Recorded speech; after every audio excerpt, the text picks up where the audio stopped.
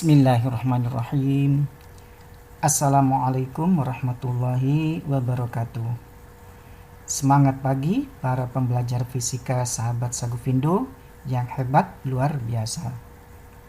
Semoga tetap sehat dan semangat untuk dapat meraih sukses hari ini. Kali ini kita akan belajar bersama tentang medan magnet pada sub pokok bahasan hukum Biot Safat. Adapun tujuan pembelajarannya adalah bahwa siswa diharapkan dapat 1. Menentukan induksi magnet di sekitar kawat lurus berarus listrik. 2. Menentukan induksi magnet di sekitar kawat melingkar berarus listrik. 3. Menentukan induksi magnet pada kumparan atau solenoida berarus listrik. 4. Menentukan induksi magnet pada toroida berarus listrik.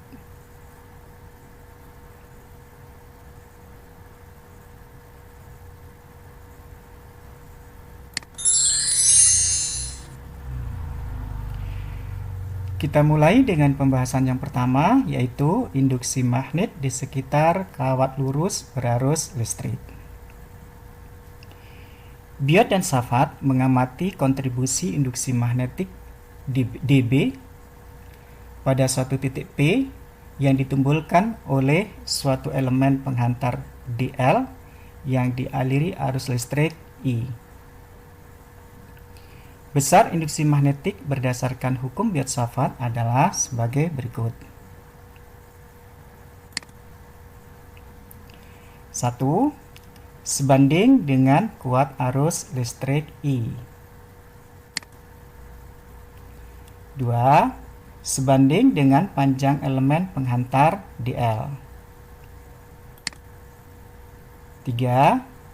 Berbanding terbalik dengan kuadrat jarak R antara titik P dengan elemen penghantar dl. 4. Sebanding dengan sudut apit θ antara arah arus pada dl dengan garis penghubung titik P dengan dl. Untuk lebih jelasnya, perhatikan gambar berikut ini. Ini ada sebuah kawat penghantar dialiri arus listrik I.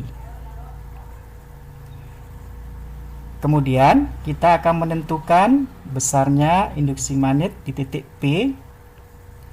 Maka kita ambil elemen panjang penghantar tadi, yaitu dl, yaitu bagian kecil saja di sini yang disebut sebagai elemennya,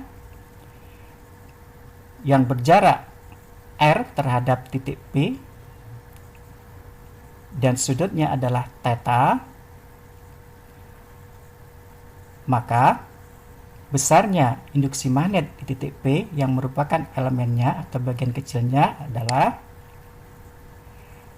dB sama dengan K kali I kali dl kali sin θ per R kuadrat. Jadi besarnya elemen induksi magnet di titik P adalah dB sama dengan K kali I kali dl kali sin θ per R kuadrat. Dengan K sama dengan μ0 per 4pi. Sehingga akan diperoleh dB sama dengan μ0 kali I kali dl kali sin θ per 4pi R kuadrat.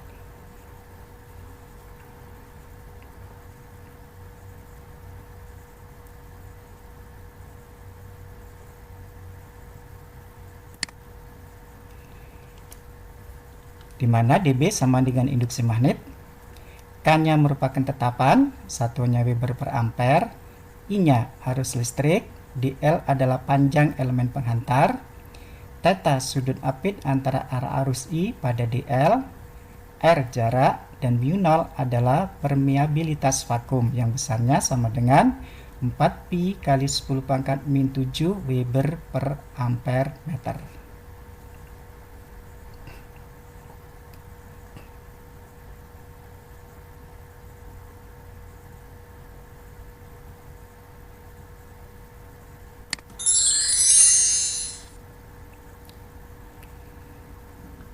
Pembahasan berikutnya adalah induksi magnet di sekitar kawat lurus berarus listrik.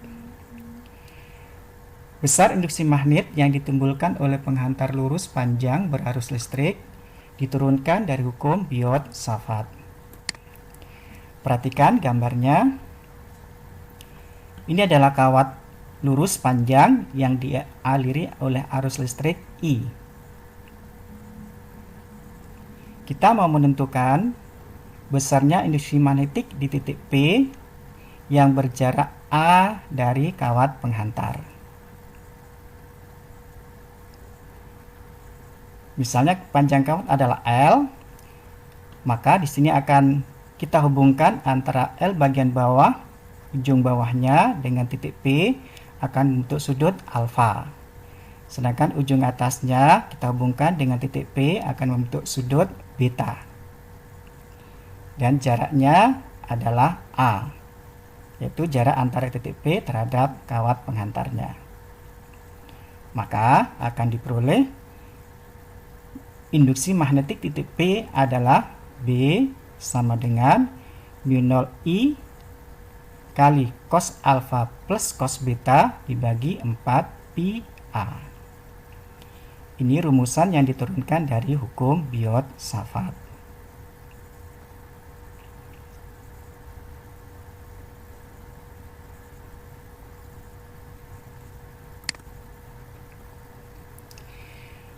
Sekarang bila kawatnya lurus dan sangat panjang, maka alfa akan mendekati 0 dan beta juga akan mendekati 0. Jadi apabila kawatnya ini sangat panjang sekali, maka alfanya akan mendekati harga 0. Demikian pula betanya juga akan mendekati harga 0.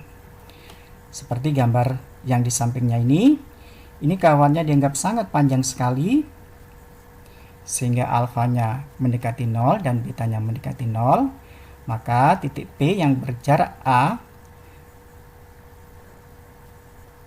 dari kawat penghantar akan ditentukan besarnya induksi magnetiknya, yaitu perhatikan di sini B sama dengan mu0 I kali cos 0 derajat plus cos 0 derajat karena alfanya mendekati 0 dan betanya juga mendekati 0 di sini, jadi per 4 pi A. Berarti B sama dengan mu0 I cos 0 itu adalah 1 dan cos 0 sebelahnya ini juga sama dengan 1 per 4 pi A, maka akan sama dengan mu0 kali I kali 2 per 4 pi A, sehingga akan diperoleh induksi magnetik di titik P oleh kawat lurus yang panjang yang berjarak A terhadap kawat, maka B-nya sama dengan mu0 I per 2 pi A. Dengan I adalah arus listrik, satuannya ampere, A jarak P ke kawat penghantar, satuannya meter, mu0 sama dengan 4 pi kali 10 pangkat min 7 Weber per ampere meter, dan B adalah induksi magnet, satuannya adalah Weber per meter persegi atau sama dengan Tesla, disingkat dengan T.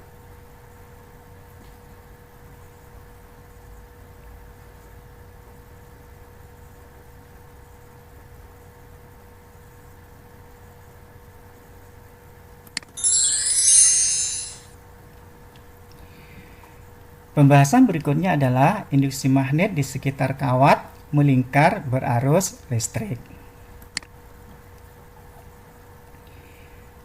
Besar induksi magnet yang ditimbulkan oleh kawat melingkar berarus listrik juga diturunkan dari hukum Biot-Savart. Perhatikan gambarnya. Ini adalah kawat melingkar yang dialiri oleh arus listrik I. Jadi sekarang kawatnya melingkar, arusnya I. Kita mau menentukan induksi magnet di titik P, di mana P ini berjarak Z terhadap pusat lingkarannya. Dan P ini berjarak R terhadap lingkarannya. Dan jari-jari lingkarannya adalah A. Sudut yang dibentuk di titik P adalah alfa. Maka kalau kita mengambil elemen dari induksi magnetik di titik P akan berarah ke kiri di sini yang merupakan arah tegak lurus terhadap lingkarannya. Nah, ini sebenarnya tegak lurus, sehingga ini adalah elemen induksi magnet di titik P. Kalau kita uraikan akan didapatkan komponennya yaitu dB cos alfa, dan yang lurus ke atas adalah dB sin alfa. Ini untuk satu elemen, dan banyak elemen-elemen lagi di sini, sehingga nanti akan didapatkan bahwa komponen dB cos alfa akan saling meniadakan dengan komponen yang berasal dari elemen lain yang berseberangan, sehingga hanya komponen dB sin alfa yang masih tersisa. Jadi di sini nanti akan banyak komponen-komponen dB cos alfa yang arahnya saling berlawanan sehingga saling meniadakan. Sementara untuk komponen dB sin alfa akan saling menguatkan sehingga bisa ditentukan dB sin alfa totalnya. Nah, perhatikan di sini. Setelah kita sederhanakan, maka yang ada adalah komponen dB sin alfa yang merupakan induksi magnetik di titik P, di mana P ini berjarak Z terhadap pusat lingkarannya dan berjarak R terhadap lingkarannya, dan jari-jari lingkarannya adalah A, di mana kawat ini dialiri oleh arus sebesar I. Maka akan diperoleh B sama dengan mu 0 I kali A kali sin alfa per 2R kuadrat. Jadi ini adalah rumusan untuk menentukan induksi magnet di titik P yang berjarak Z dari pusat lingkarannya dan berjarak R dari lingkaran, dengan jari-jari lingkaran adalah A. Dan arah medan magnetnya di sini atau induksi magnetnya adalah lurus ke atas.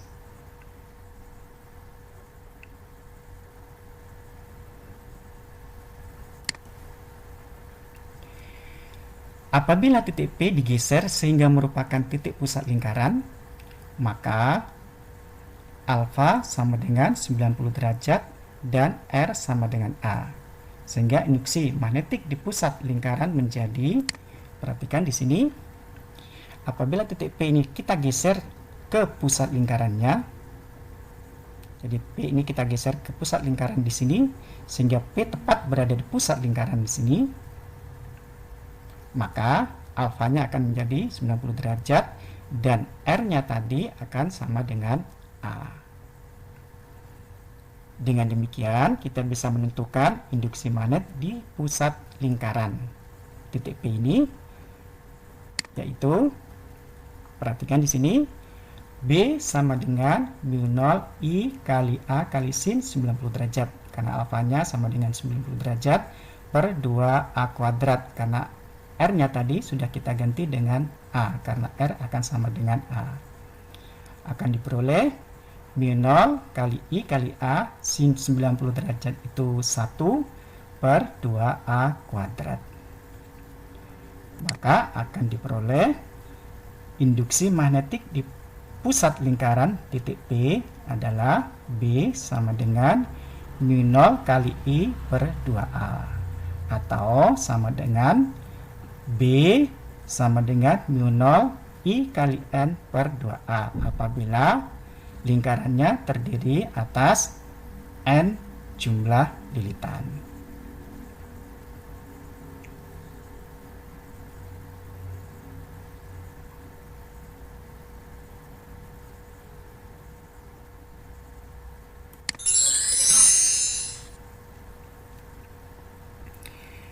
Pembahasan berikutnya adalah induksi magnet pada kumparan atau solenoida yang berarus listrik. Perhatikan ini gambar kumparan atau solenoida yang dialiri arus listrik. Maka pada solenoida atau kumparannya akan timbul induksi magnet. Dan besar induksi magnet di pusat solenoida di tengah di sini. Besarnya adalah B titik P sama dengan mu0 I kali N per L, di mana L ini adalah panjang kumparan atau solenoida. Sementara besar induksi magnet di ujung solenoida yaitu di titik Q di sini, besarnya adalah B di Q sama dengan mu0 kali I kali N per 2L. Di mana BP itu adalah induksi magnet di P, satuannya Tesla. BQ adalah induksi magnet di titik Q, satuannya juga Tesla. I arus listrik, satuannya ampere. N jumlah litan. L panjang solenoida, satuannya meter. Jadi ini adalah panjang solenoidanya. Dan mu0 sama dengan 4pi kali 10⁻⁷ Weber per ampere meter.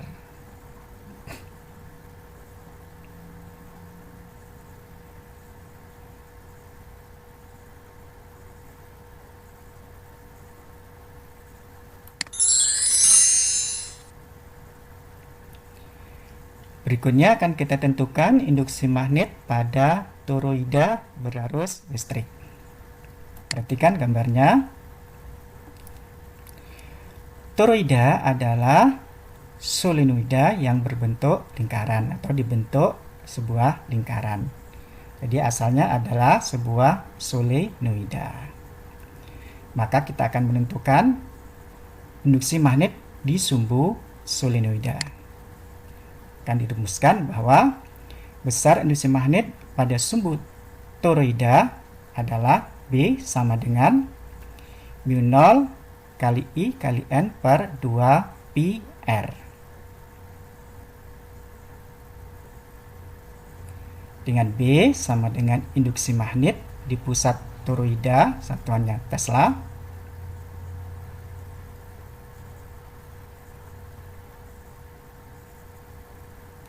I sama dengan arus listrik, satuannya ampere. N jumlah lilitan. R jari-jari efektif, satuannya meter. Dan mu0 adalah 4pi kali 10⁻⁷ Weber per ampere meter.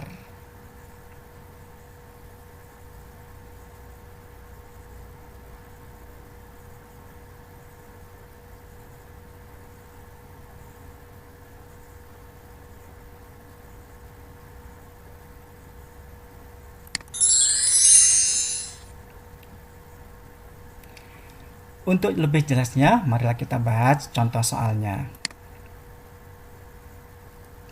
Perhatikan di sini, dua buah kawat penghantar lurus sejajar dialiri arus listrik seperti tampak pada gambar.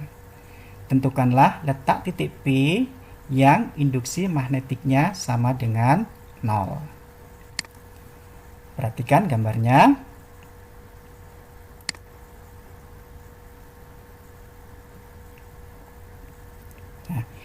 Ini ada dua buah kawat penghantar. Yang satu dialiri arus listrik I1 besarnya 8 ampere. Kemudian yang kedua dialiri arus listrik I2 besarnya 16 ampere. Jarak antara keduanya yaitu D sama dengan 6 cm. Yang ditanyakan adalah letak titik P yang induksi magnetiknya sama dengan 0.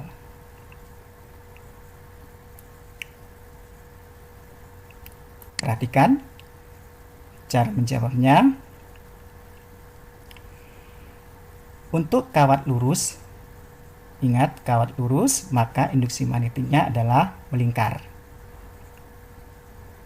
Ini jadi B1 maksudnya adalah induksi magnet yang disebabkan oleh kawat penghantar 1. Maka akan kita tentukan arahnya.